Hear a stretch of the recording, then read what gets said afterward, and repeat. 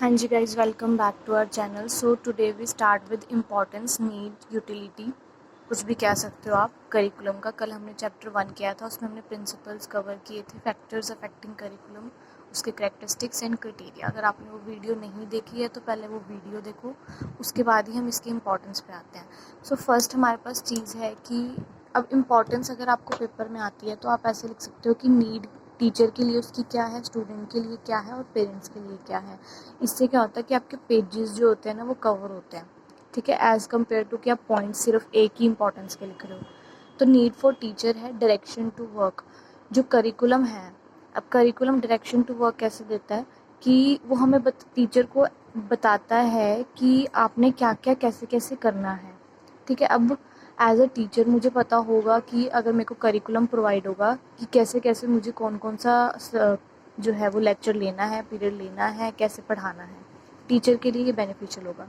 Attainment of educational objectives, अब मेरे को पता होगा कि मेरे ऑब्जेक्टिव्स क्या हैं एज अ स्कूल में, मुझे क्या क्या काम जो है वो प्रोवाइड किया गया है, क्या क्या मेरे पास वर्कलोड है, क्या क्या मुझे प्रोवाइड किया गया है काम।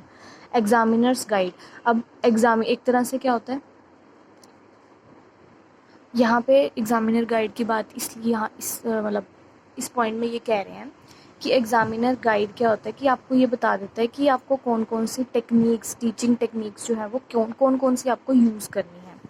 उसके बाद आपको मेथडोलॉजी कौन सी यूज़ करनी है, मीन्स आप क्लास में जा रहे हो, आपने मान लो मैंने एक चैप्टर लिया, साइंस का मैंने कोई चैप्टर लिया, ठीक है। तो मैं सोच रही हूँ कि मैं इस पे अपने कोई टीचिंग एड्स कोई प्रैक्टिकल करके दिखाऊंगी जिससे कि बच्चा जो है वो देख सके। बट उस पर कोई मतलब उस पर नीड नहीं थी इतनी वो चीज़ यूज़ करने की।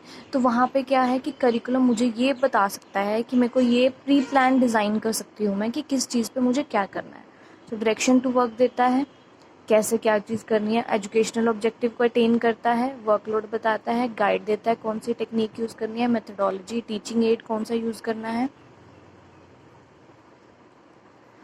ठीक है। उसके बाद balancing curriculum and co curricular work, कि आप बैलेंस कर पाते हो। अब जब आपको पहले से ही एक प्रिंट फॉर्मेट में, जैसे अब इवन हम भी क्या करते हैं कि जैसे अगर हमें कोई काम करना है तो हम एक लिस्ट बना लेते हैं कि भैया आज दिन में मैंने ये काम करना है। तो यहाँ पे इससे क्या होता है कि बैलेंस क्रिएट होता है करिकुलम और को करिकुलर एक्टिविटीज़। मीन्स फिर टीचर क्या होती है कि करिकुलम मीन्स अपने सब्जेक्ट पे भी ध्यान दे सकती है, पढ़ाई पे भी ध्यान दे सकती है, प्लस अदर एक्टिविटीज़ पे भी वो ध्यान दे सकती है। सिस्टमेटिक प्रेजेंटेशन ऑफ नॉलेज, मतलब वो इतनी कंफ्यूज नहीं होती कि किस किस टाइम पे मैं क्या करूँ, मैं ये करूँ वो करूँ, वो उसको सिस्टमेटिक चीज़ें जो हैं वो चलती हैं, सिस्टमेटिक प्रेजेंटेशन होती है। टीचर्स की यहाँ पे ग्रोथ होती है। दूसरी तरह से ऑल ओवर डेवलपमेंट। सो अगर हमने याद करना है, direction to work, attainment of educational objectives, examiner guide, selection of methodology, balance between curriculum and co curricular activity, systematic presentation of knowledge और टीचर्स ग्रोथ। जब नीड के ऑफ स्टूडेंट्स की बात करें तो सबसे पहले लर्निंग ऑब्जेक्टिव्स मिलते हैं करिकुलम से, उसे पता होता है कि हम उसको रिस्पॉन्सिबिलिटी पता होती है कि हमें ये काम करना है।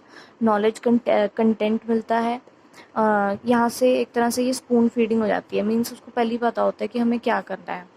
इंटीग्रेट नॉलेज, नॉलेज इंटीग्रेट होती है। प्रिपरेशन फॉर कॉम्पिटिटिव एग्ज़ाम, अगर अच्छा करिकुलम होगा तो अपना पढ़ाई के साथ साथ वो कॉम्पिटिटिव एग्ज़ाम की तैयारी भी कर सकता है। इससे क्या होता है, हमें मैक्सिमम आउटपुट मिलता है। Keeping student on right track, बच्चे को एक डायरेक्शन मिलती है, राइट ट्रैक होता है। यहाँ पे आप ये भी ऐड कर सकते हो कि क्रिटिकल थिंकिंग डेवलप होती है, इंटेलेक्चुअल ग्रोथ होती है, सोशल ग्रोथ होती है,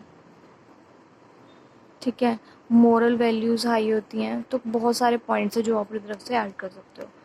इम्पॉर्टेंस फॉर पेरेंट्स की, उनको बस एक तरह से होता है कि उसका बच्चा क्या कर रहा है। Planning for competitive exam for their children and checking the progress of exam.